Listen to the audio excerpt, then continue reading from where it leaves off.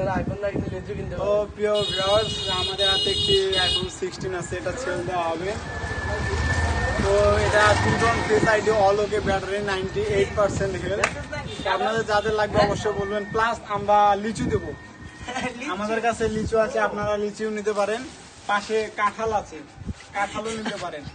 তো আমরা সবকিছু 10% করে ডিসকাউন্ট দিচ্ছি। আমাদের কাছে 16টা নিলে একটা লিচু না 100 লিচু এবং একটি কাঁঠাল ফ্রি। আপনাদের যাদের লাগবে অবশ্যই জানাবেন।